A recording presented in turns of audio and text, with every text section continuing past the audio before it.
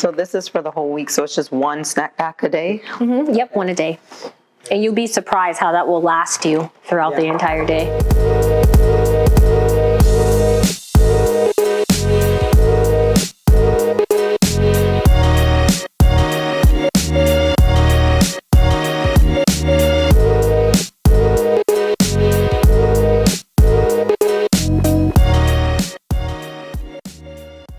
When we're talking about it being a lifestyle and that type of thing, we do have cheat days or a cheat day. Normally ours is a Friday or Saturday. And we do have those moments where we'll eat, whatever we want, whether we go out and eat or we do takeout or something like that. So it's a balance. It's not to deprive yourself all the time of those things, because then what will happen is you really will start craving them and then you'll fall off the wagon. And so when you are balanced, you kind of pepper that in where you allow yourself to have that piece of cake or, those French fries or whatever the case is.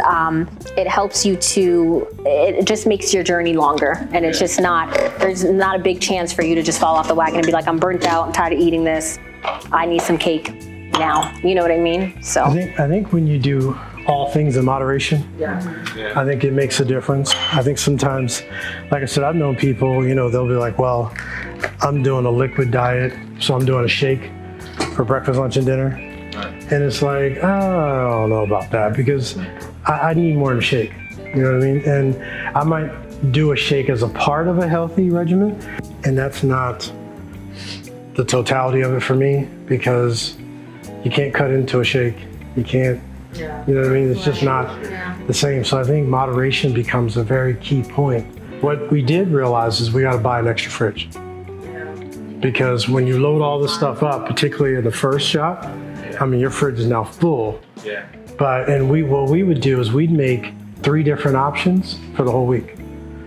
So by the time we're done, we would have 2 or 3 of one, 2 or 3 of another, 2 or 3 of the other. So she would just say, which one do you want?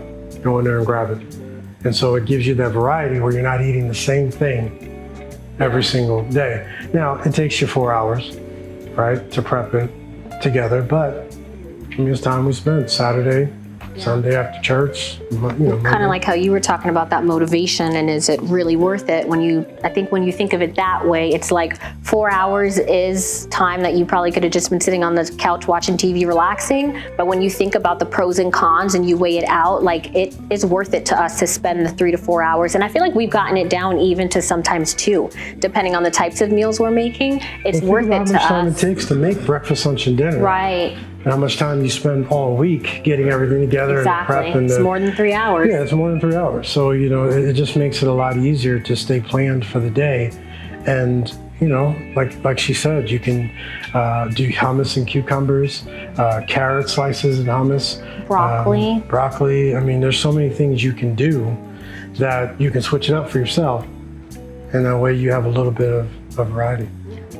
I had a question for you, Pastor Sharonda. Sure. So I know that we've kind of, talked about the types of foods that we like, and we're very similar in that regard in terms of carbs, because that's really my issue is the carbs, right? So the potatoes and the rice and that type of thing. But with your husband being on his weight loss journey, how has it been for you as a wife to try and encourage and support and make those adjustments with him? Because I know, like for me, it was difficult at first. It really is probably in the last 2 to 3 months that I've really gotten on board fully with him.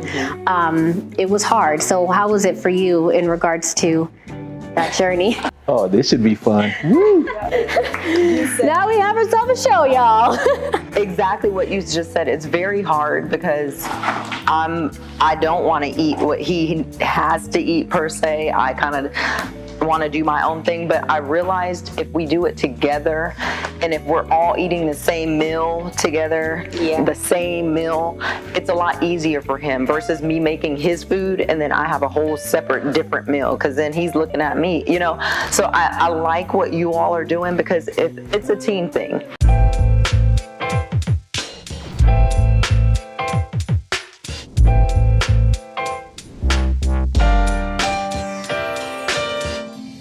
Hi, this is Dr. Gene Herndon of Leadership Uncensored, and I want to take a moment to share with you about a weekly cast that we're going to do called M4 or Monday Morning Master's Mind. And it will be a short powerful, practical leadership insight that you can apply to your ministry, to your business. And our goal and our purpose is to give you the confidence, the clarity, and the tools to help you to lead at the next level. And so what we have done is, if you are interested in that podcast, please sign up on our website. If you go to geneherndon.com, put your information in there. Every Monday morning, you will receive an email that will have the link to that particular broadcast. And I guarantee it'll be a blessing to you, and I guarantee it'll bring value to your ministry and to your business. We understand the challenges that people face when you're a Christian business or in a Christian ministry. And so we want to make sure that we're providing the best help that we can to be a blessing to you. Until we see you, God bless you, and we'll see you on the other side. Would it be easier for you if the food was better? If it were better as far as what, taste-wise? Right. In other words, if what he was eating was delicious, and like I said, I don't concentrate on healthy as much as I concentrate on healthful. Yeah. Right? And so if it was better, would that be as much of a problem for you? It would be so much easier. Maybe if I had a personal chef, if you and Shayna could come move in with us, then Well, we're looking for a personal chef ourselves. I would eat exactly what he ate. Hey, everything's for sale. Look, I told her she's married to a personal. She got a 5-star chef. She just had 3-star taste buds. But if I have to cook it, I'm very basic and bland because I'm not a big cook. So I'm cooking the same. So he's like, well, if you ain't eating it, why are you feeding it to me?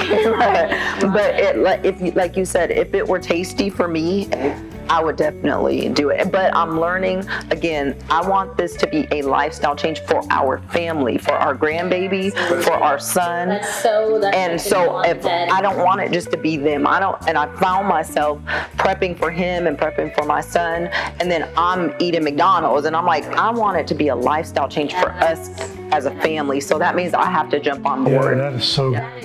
Because, yeah, a lot of people will say, you know, there's a generational curse in my family. My grandmother had diabetes, my mom had diabetes, and now I have it. It's a curse. It's like, no, it's your grandma taught your mama how to cook. Exactly. Right. And your mama taught you how to cook. Yeah. And it's the bad habits that have gone through the whole family. Absolutely. And now that's where it's coming from. And so it's the same thing. Like our baby, she's never had Soda. Yeah, see? Never. Yeah. She's never had red meat. She's never had soda. I mean, we have just completely, and she doesn't miss it because she doesn't know what she's missing. Right. And we're teaching her a healthier lifestyle. Yeah. It's funny, and So good. I don't mean this to be any type of way. No. But I remember when I was a kid growing up, we had a family down the street from us that one time they invited us over. And so I went over to their house, and the kids were friends of mine. And they said, you want some Kool-Aid? So I'm like, yeah. I'm like, y'all got Kool-Aid? Yeah, okay. And so they poured me this glass of Kool-Aid, and I tasted it, and I was like, this is not Kool-Aid. Yeah. I don't know what this is. Yeah. But whatever this is not Kool-Aid. And they're like, what do you mean? It is Kool-Aid. And I'm like, this is not Kool-Aid. And so they showed it to me, and they made it according to the directions On the pack. on the package. Kool-Aid, you just pour the sugar and keep pouring.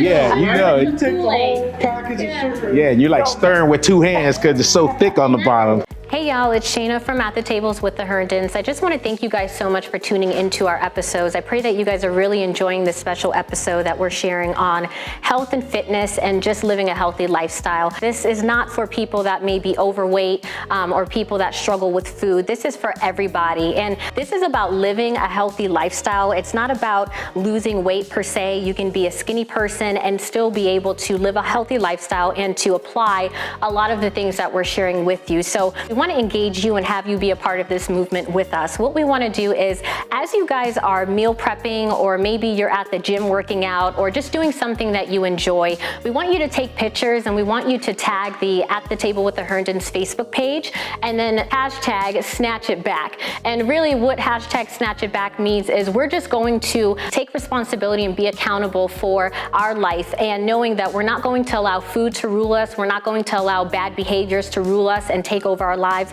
and that we truly are not a victim in this. Snatch It Back is all about bringing yourself back centered, being able to be in a place where you can do the things that God has called you to do and to run the race that He set before you, whether you're a Christian business owner or you're a senior pastor, or maybe you go to church and maybe you're a full-time mom. And so we all have the ability to snatch it back and to bring our lives back to where it needs to be so that we can truly be at a place where we're available and ready to do kingdom business. So once again, just share your pictures, share your comments. If there's anything that you want to know or any questions that you have, you can just drop it below this video. And we're just so blessed to have you be a part of this journey with us as we move forward in our health journey. We just pray and wish you the best. And from our table to yours, we will see you next time. Stay tuned for future episodes. We love you and God bless.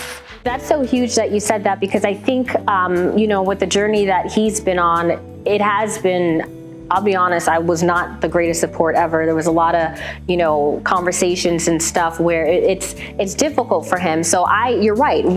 He's very big on, we eat the same thing. We eat the same meal. We sit down, we don't make 50 different things. Like, our kids are not going to be like, well, I want this and the other one wants that. Everybody eats the same thing. At the same time, right. So when you talk about a lifestyle change for even beyond yourselves, it's huge, because I just know, like, for me, soda is my kryptonite. And it really is still a problem today, even though I'm trying to make the adjustments, right? Yeah. So like, I grew up drinking Kool-Aid that tastes like syrup.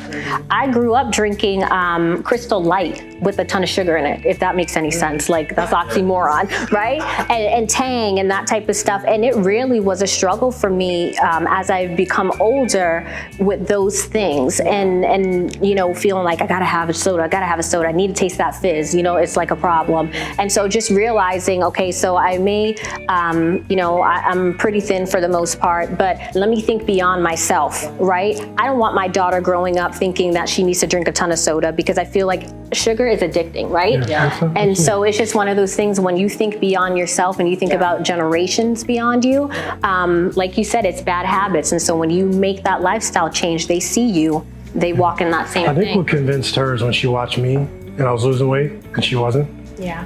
And I'm like, I'm telling you, it's all about what you eat. Yeah. And I just stayed with it from my side.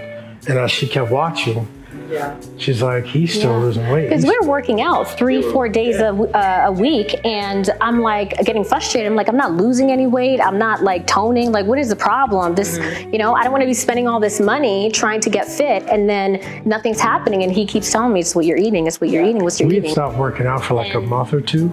And so when we went back to weigh in, they were like, well, we know you guys have had to have gained weight. She did, I didn't. I actually lost weight. Yeah. And they were shocked. Yeah. But I was like, it's in the food. It is in the food. It's absolutely in the food. Yeah. So here's what we're going to do. When we come back, we're going to work on our lemon chicken. We're going to work on our lemon chicken with a tabbouleh salad, and we're going to have a balsamic roasted beet salad with walnuts and goat cheese. So we're going to come back and show you guys how to do that. We're super excited to have you here with us. Please stay with us. Wait till the next week. We're going to show you some more things here, and we're just going to have a good time with our dear friends. We love you guys, and from our table to yours, we will see you next week. We would love for you to leave some comments, likes, shares. If you have any questions, please post them in the comment section below the videos. We'd love to interact with you. If you want any copies of our recipes, just ask. Anything you need from us, we're more than happy to be a blessing to you. Please make sure that you support all that we're trying to do, because it's not easy doing what we do. And so when we see likes and we see shares, it sends us a signal, tells us that you like what we're doing and that you want more of it. We want to know some of the things that you guys are dealing with and the things that you would like us to talk about, whether it's different subjects or even foods that you would like to see on the show. So we love you guys, from our table to yours. We will see you next time, and God bless. One thing that I was telling you guys was that when I noticed that if a parent is not healthy, a lot of times the children are not healthy. Because in homes, children don't necessarily choose what they're going to eat. A lot of times the parents choose for the children. And so I've noticed that if you see a big dad walking around, it's only assumed that the child is going to be, if the dad is out of shape, if the dad is obese, the child is going to be obese.